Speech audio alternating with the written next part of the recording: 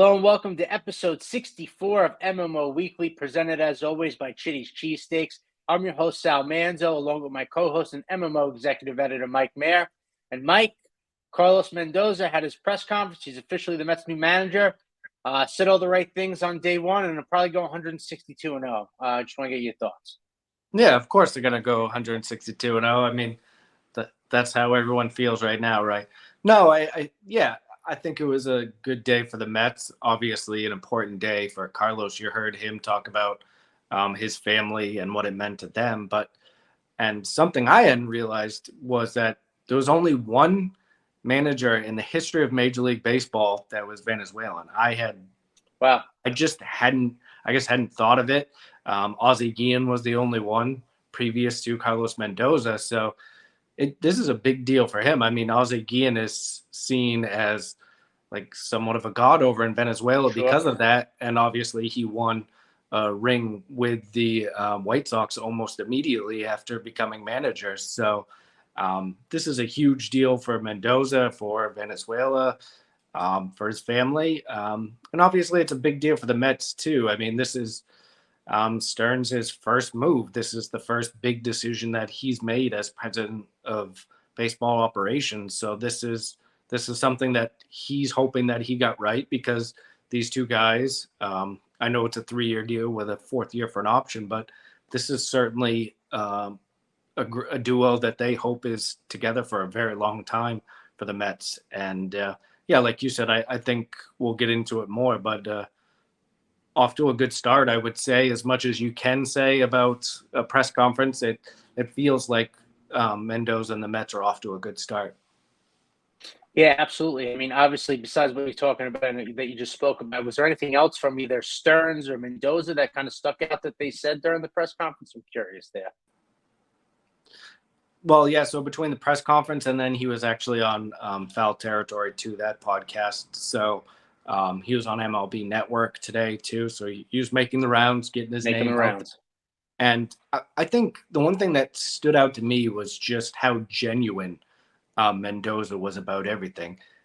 In all the different things he talked about, whether it was his family, whether it was being the second manager from Venezuela, whether it was talking about how he's going to play young players, how he's going to make decisions as a manager between analytics. And he talked about having a feel for the game, how he's going to work with Stearns in essentially having a whole new staff, because Jeremy Hefner is the only one that we know is staying. So, yeah, him being genuine in everything he said, it really makes you feel like he is going to do, well with the media, which is obviously a big part of being a manager in New York. That's part of your role, is you have to be able to handle the New York media. And I think that might be something that was kind of overshadowed when obviously it was a surprise that it was Mendoza, and then it wasn't Counsell and all the stuff that went on with Craig Counsell. It was kind of this big shock, and Mets fans were kind of reeling from that. But I think the fact that he did coach for the Yankees 6 years as the bench coach in New York, I think is a really big deal, because people are quick to bring up Mickey Callaway or Luis Rojas as first-time managers and how they didn't succeed in New York. But neither of those guys had that experience of being in New York for 6 years like Mendoza had. And he even joked about it I believe it was on the podcast, that he does have managerial experience in the big leagues because of Boone being ejected so many times. So he does have that, at least that little bit of the experience and that feel for it. And the fact that he didn't have to uproot his family to manage a team, that he's right here in New York, that he's experienced what it's like to be in New York. I'm sure he's been in those press conferences with Boone. He's seen how Boone's handle it. He's talked to Boone about how to handle, for his faults, if you want to talk about them for Boone, I think one of the things he does well is he does well with the media. So that's certainly something that you have to look at Mendoza having a leg up. And yeah, there's a bunch of other different stuff that he really covered. He made sure to not talk ill about Buck. He even went out of his way to say that Buck was a borderline Hall of Famer and that it's tall feet. It's a tall task for him to kind of step into a manager that had that much experience and the team that he had put forth. So this is a guy that understands that he gets it. I mean, he's a baseball. I mean, he's obviously not as old as Buck, but he's still a baseball lifer. This is a guy that played in the minor leagues for a while, coached in the minor leagues, managed in the minor leagues, and managed in winter ball, managed in the Arizona Fall League. So he might be a first-time manager, but in the big leagues, but he's got a lot of experience in the game itself. Yeah, it's funny. You mentioned how he, spoke highly about Showalter, which is the right thing to do. You don't want to kick anyone on the way out. You don't want to start off on the wrong foot there. I totally get that. But I forget who it was. It might have been someone on MLB Network. I don't remember exactly who said it. But Mendoza's had really kind of the typical or used to be typical route to becoming a major league manager, right? A lot of experience in the minor leagues, like you're talking about. Bench coach for a long time, and again, I forget who made the comparison. They said a lot like Buck Showalter. Kind of a career minor league guy, didn't really have a major league career as a player, and then grinded his teeth, in the minor leagues and player development. And it's funny to see, kind of that comparison there. And hopefully, we know Buck's faults as it was as a manager, but if Mendoza can win half as many games, he has, managed half as long as Buck did, he'll do something right. But I also found it interesting too. I don't know if you caught this. I didn't realize how much Willie Randolph meant to him. I thought that was very interesting, and also kind of brought up the point that he would extend Willie Randolph like an invitation to be on his staff, on the bench. I think that's pretty interesting. I don't know if that's ever been like really done before, as far as someone who managed the team years before and then come back, as a different part of the staff. But just in general, I just was wondering your thoughts just on how much of an influence that hearing Willie Randolph had on him as a coach.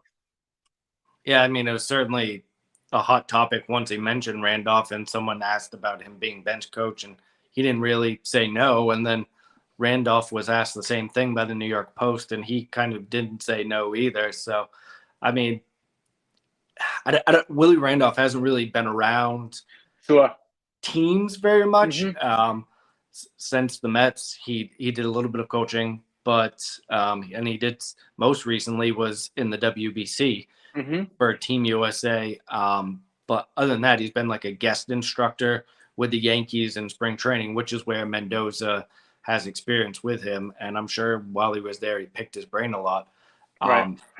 So it'd be kind of weird for him to be, I mean, essentially kind of away from the game most of the time and then come back. And like you said, it also adds another layer that he obviously used to manage the Mets and not the same owners. A lot's changed since then, but the way he left the Mets, not on his own accord, was very strange in itself. Very strange in itself. So I'm not sure in the end Willie would really want to rehash that. And he's an older gentleman too. Maybe he is just fine with what he's doing and being a guest instructor and doing some analyst type stuff, game calling, stuff like that. So that might be exactly what he wants to do. But yeah, it will be interesting, I think, as a general topic to see how Mendoza and Stearns decide to build out the staff. I know since Randolph got brought up, it's like, well, maybe they need to bring in a bench coach that has experience, someone that has managed, that sort of thing. I don't think that's necessarily like has to happen. Look, we're talking about Mendoza's experience in that role as a bench coach, so he knows what he needs from that person. I think the most important thing is that Mendoza has a person that he's extremely comfortable with in that position. So that, look, the Mets have had this weird 5 to 6 year span of employees, managers, coaches, front office, where everything is so jumbled and there hasn't been any continuity. There hasn't been this great line of communication because everyone was hired by different regimes. They were all hired by different people in a very short period of time.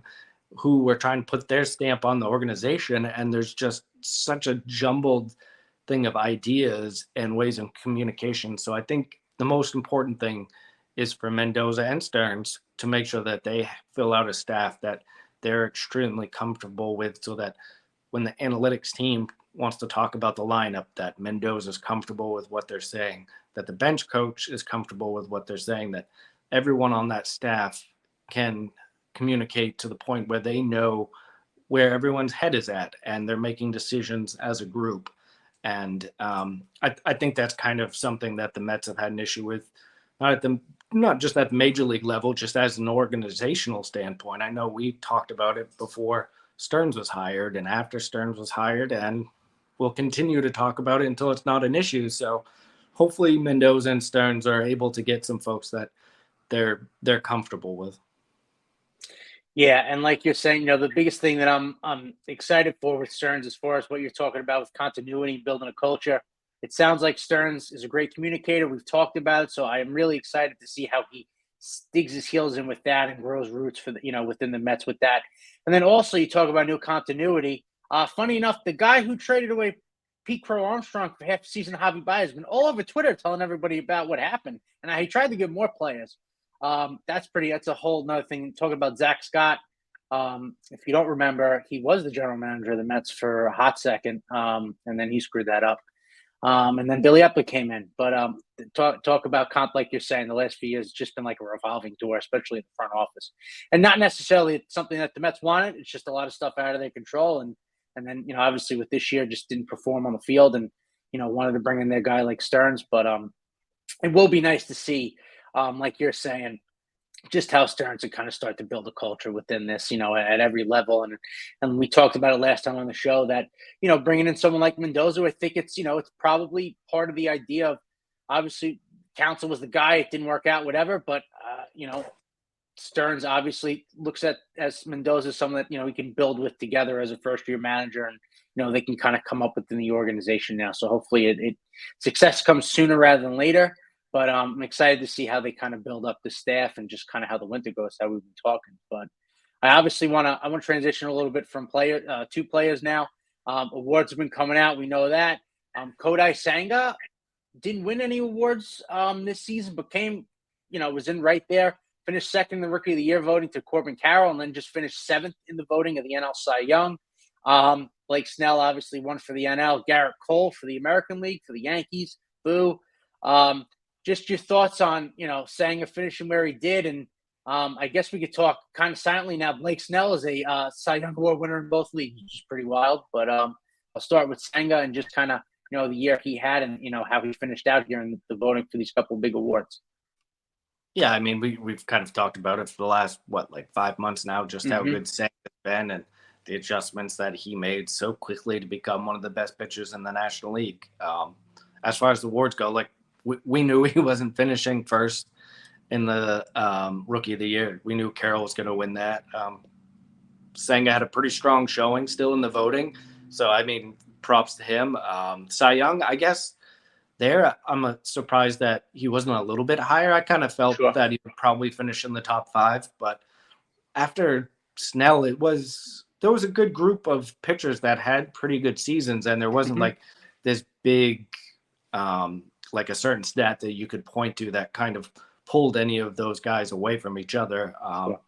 It's just a weird year for Cy Young in the National League in general. I mean, think about, and this can obviously transition to our next topic, Blake Snell is coming off winning the Cy Young, becoming I believe the 7th pitcher in Major League history to win it in each league.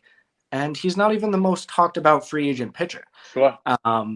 And seemingly not even the most sought after free agent pitcher, the way that everyone talks about Yamamoto, which again is really interesting that this guy is coming off winning the Cy Young, and yet you have a pitcher who's never pitched a single inning. In the big leagues is what everyone wants to talk about. And that's certainly going to continue to be the intrigue because Yamamoto hasn't been posted yet. All the reports say that it's close to happening. He was playing golf with Lars Nootbaar today.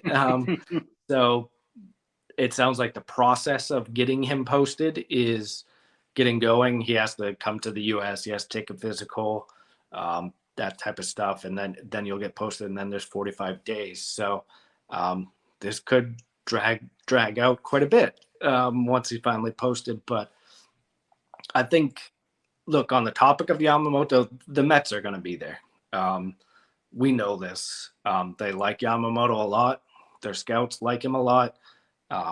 Stearns is obviously mentioned already that pitching's a priority. And we know even more specifically that starting pitching is a priority. After Senga, you have Jose Quintana, and then a bunch of question marks. And one of those question marks is going to be out for the first couple of months of the year in David Peterson.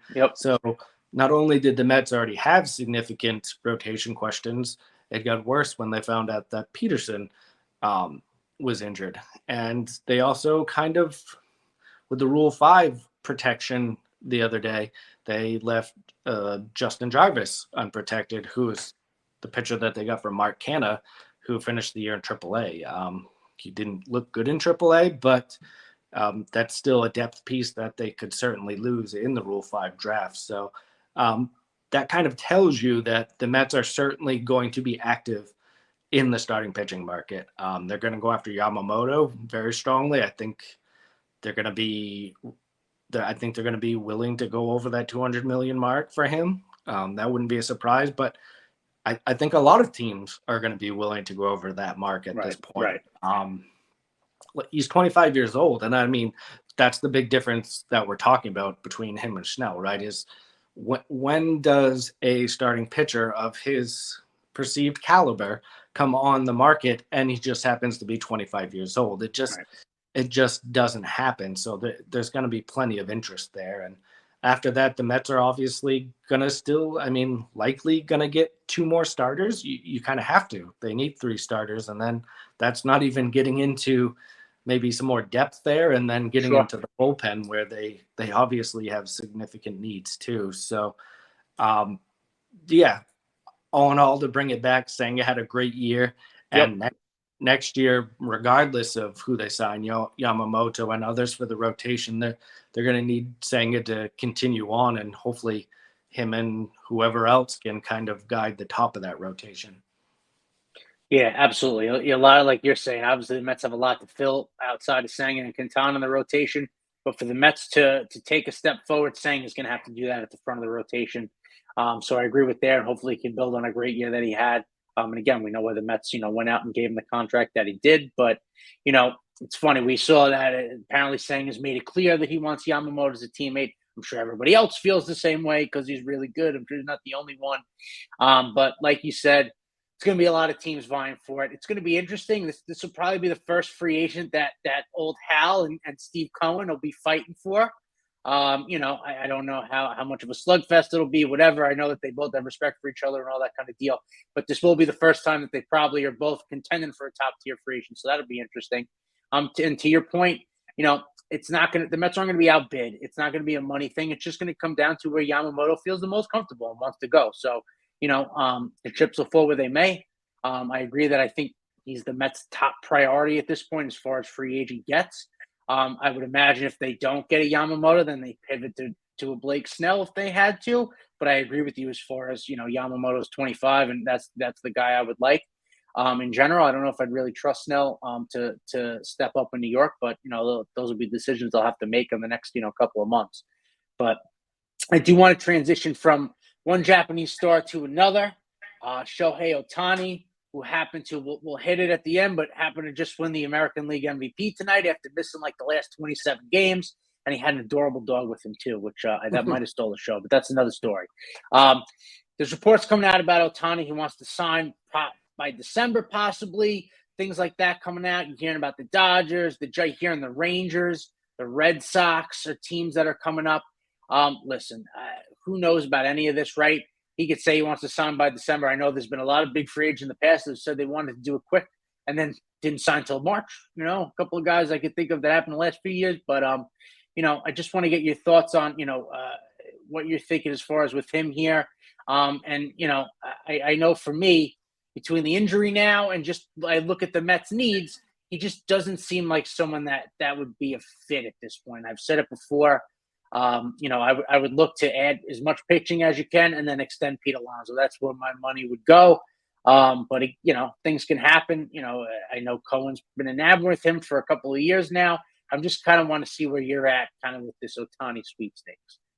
Yeah, I mean, I believe I mentioned on the last podcast that was the feel that most people had in baseball, is that he was going to sign, or at least he would like to sign before the winter meetings. Like you said, things can change. But today it sounded like we at least knew that he was going to go out and start doing some visits soon, because somehow it has been out there that he's going to try to do these visits in secret and not let it get out. Right. And one report even said if it does get out, he's going to hold that against that particular team. And look, there's a lot of Ohtani reporting going on right now. I would say take a lot of it with a grain of salt, because he's obviously trying to keep everything close to the vest, which means his agent is going to do the same thing, which means a lot of the information that you're going to get out there is put out by the teams. And that doesn't really have a lot to do with where he ends up. Like the Cubs have certainly put it out there through their beat writers and other writers that they want to make a strong push for Ohtani. And that's great.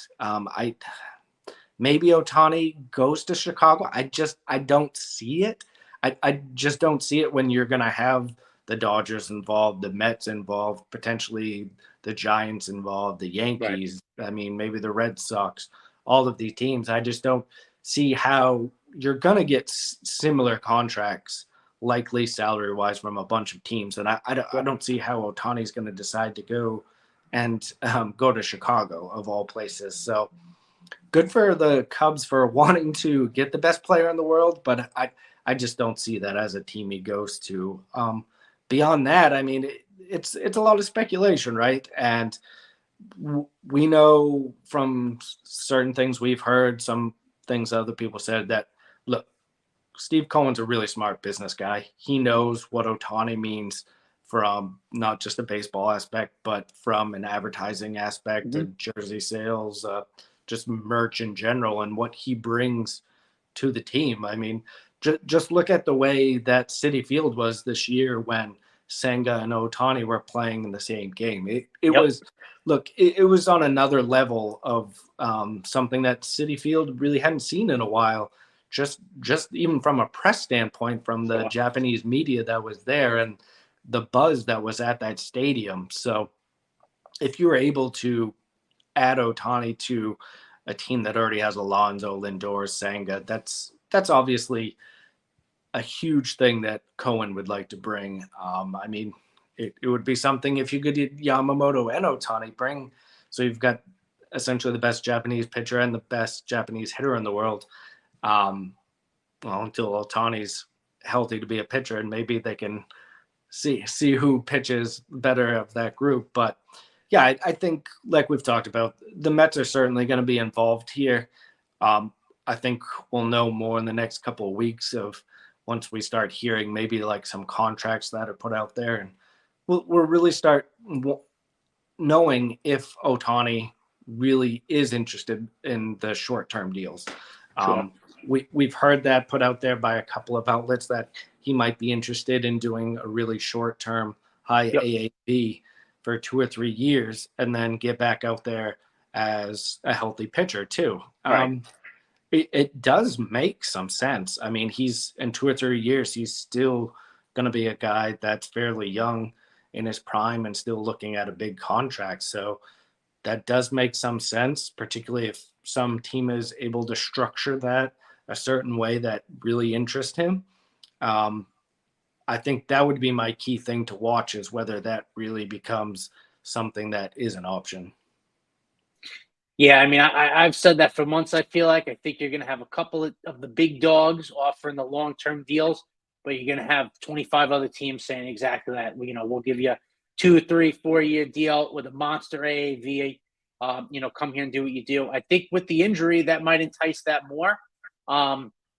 Personally, I don't see how we can come back and be a starting pitcher after this. I really don't think it matters just the way his offense is. He's still one of the most elite power hitters in the sport, and you can find a corner outfield position for him if you had to. But I don't. That's going to be very interesting to me. I don't see how at this point hitting every day and coming back and pitching as a starter is going to work. I feel like maybe something as a hybrid bullpen kind of piece might be better. A closer setup. I don't know how that would be. There's people a lot smarter than me that would have to figure it out. But listen, if anybody can come back and do any of this, it's him. Everyone says bottom made Babe Ruth. Better than that. Babe Ruth wasn't facing 95 plus and chucking a hundo.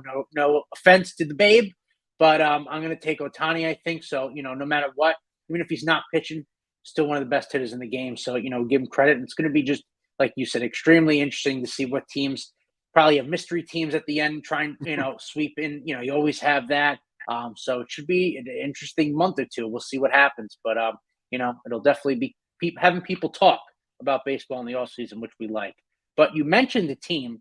It's a good transition, the Cubs.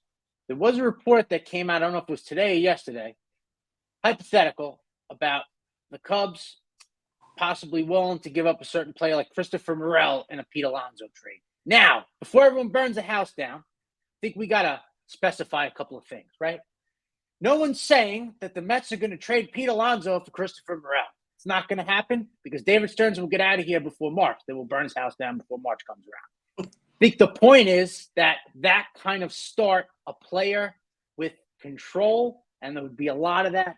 That's the type of trade, that the starting point that you would do. I saw that, people freaking out, and I get it, but I don't think anyone was saying that the Mets are going to try and just trade Pete Alonso for Christopher Morel straight up because the guy is not Pete Alonso. But it is interesting now because we're going to start seeing all this right now. The offseason is kind of really in full swing, and as they talk with Pete and there's no extension sign, you're going to start seeing speculations like this. But I'm just kind of curious, like what you thought when you saw it. Well, I mean, I think we have to acknowledge the fact that this report came from Jesse Rogers of ESPN, who's also the one that had the previous report mentioning that the Cubs wanted Alonso. So that's great. The team, someone in the Cubs team is telling Jesse Rogers, a Cubs beat writer, that they want Alonso. I mean, great for them. I mean, more teams should be telling their beat writers to put this type of stuff out there. Yeah, I mean, look, it's just a report that is taken with a huge grain of salt. Right. Also, I mean, I would understandably be upset if I was a Mets fan and I heard that was even the start of a package. No offense to Morel, but I don't think he's a particularly strong player. Obviously he's had more success than Ronnie Mauricio at the big league level, but there's a lot of similarities between him and Mauricio. Neither of them has no defensive position, but neither of them have a defensive position. They both chase way too much, swing at balls out of the zone too much at the major league level, but they have enticing power. I mean, Morel's had the chance to show a lot of control, which I think more so at that point.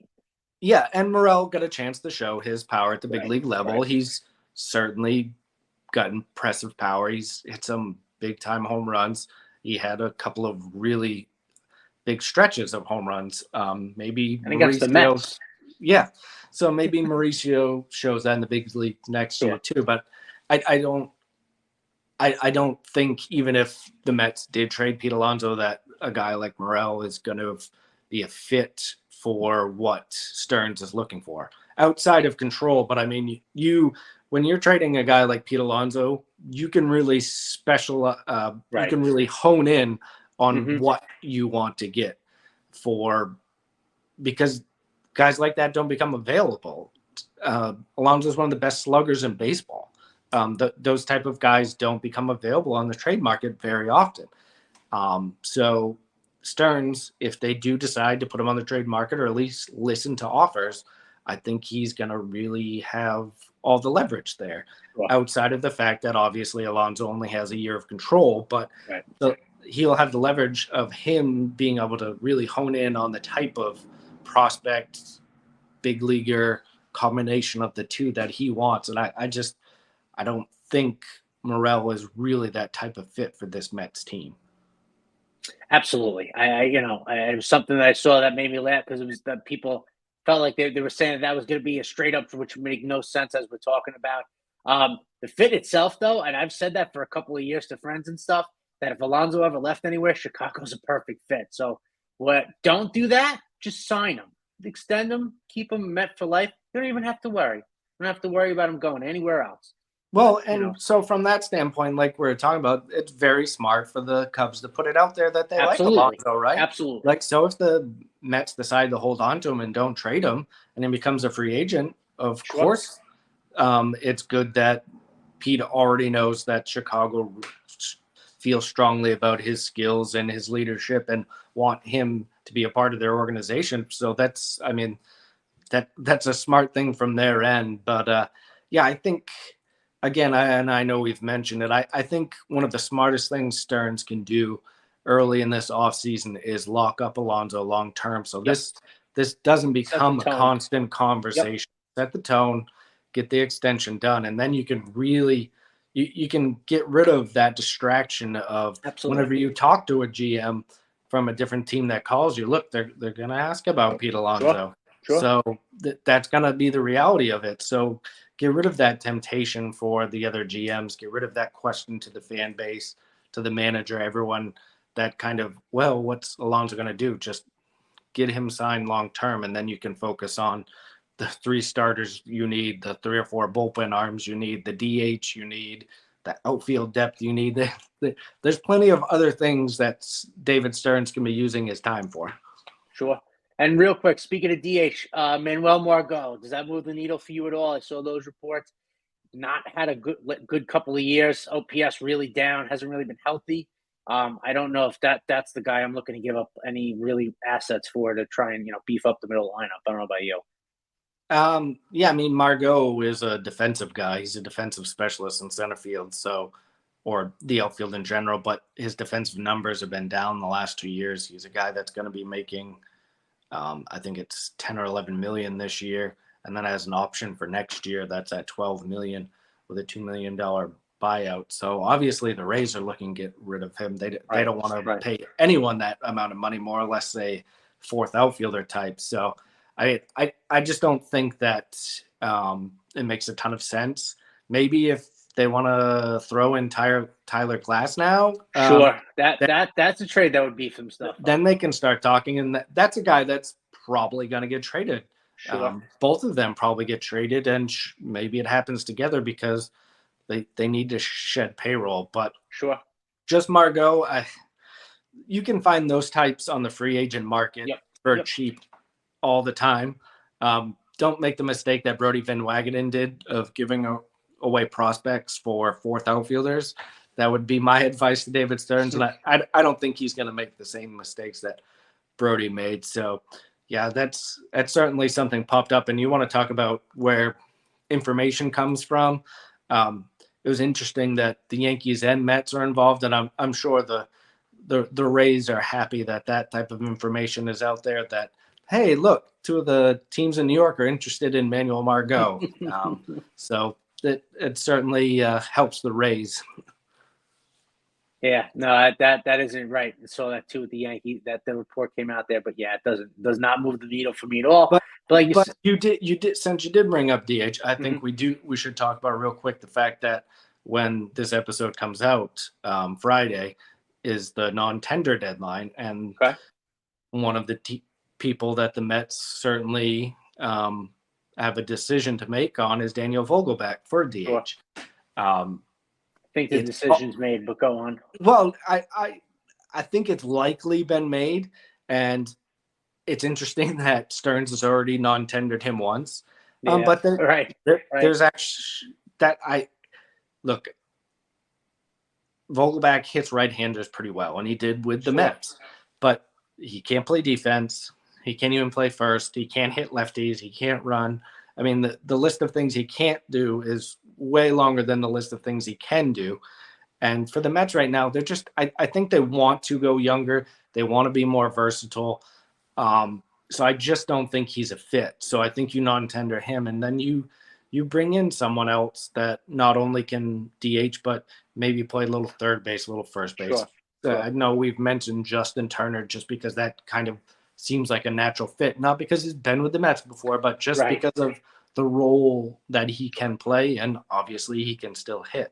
So between Vogelback, and I know people have talked about Drew Smith, Trevor Gott, even Guillorme is a potential non-tender candidate too. There's a lot of players actually on the Mets list of arbitration eligible that could no longer be with the organization when Friday ends. Well, just like 2023, 2024, it's going to be a much different looking team no matter what happens. It's going to be very interesting. But I think that's going to wrap it up. Actually, I apologize. Real quick, we mentioned Ohtani won the AL MVP. Acuna won the AL MVP tonight. Not that surprising. Obviously, you had Freeman and Betts on the ballot as well. I mean, both of those guys are very deserving, but I would imagine that being on the same team just took votes away from one another. But, I mean, Acuna had an electric year. Someone who obviously took advantage of the new rules as far as stealing bases. And it looks like that he needed some time to really get back to being around Acuna. But, man, that stinks for the Mets that he's back to 100%.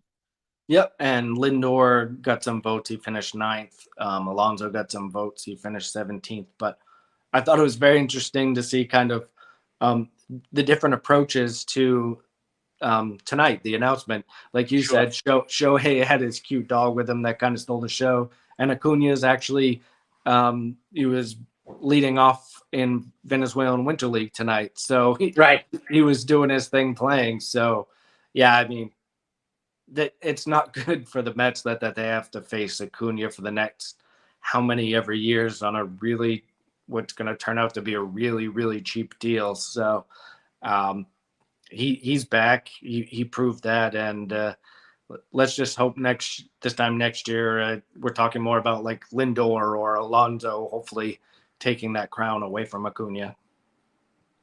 Yeah, anybody. I'll just take the Mets making the playoffs and making a run at this point. But listen, I think that is going to wrap everything up. We had a lot of topics today. Like you said, we'll take a look at kind of the what happens tomorrow. And just kind of the rest of the offseason should be really interesting. But we'll catch you next week with everything else going on in Metsland. And as always, guys, let's go Mets.